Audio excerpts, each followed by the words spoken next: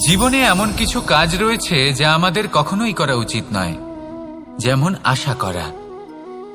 যদি আপনি আশা করেন আর আপনার আশা পূর্ণ না হয়, আপনি খুবই কষ্ট পাবেন।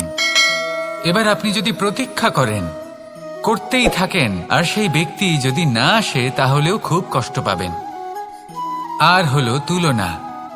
আপনি যদি তুলনা করতে যান, তাহলে এটাই ভাববেন যে হয় আমি বা অন্য কোনো ব্যক্তি, এই দুজনের মধ্যে কোনো এক ব্যক্তি নিকৃষ্ট। আর এই ভাবনাটাই হলো অনুচিত।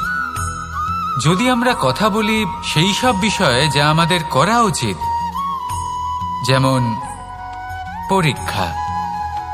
এই পরীক্ষা সবসময় আমাদের আরো সফল করে তোলে, আরো শ্রেষ্ঠ করে তোলে, আরো উৎকৃষ্ট করে তোলে। আসন্ন মহাসংগ্রামের জন্য আমাদের প্রস্তুত করে তোলে এই পরীক্ষা। তাই এই পরীক্ষার থেকে কখনোই পালাবেন না, এর সম্মুখীন হন।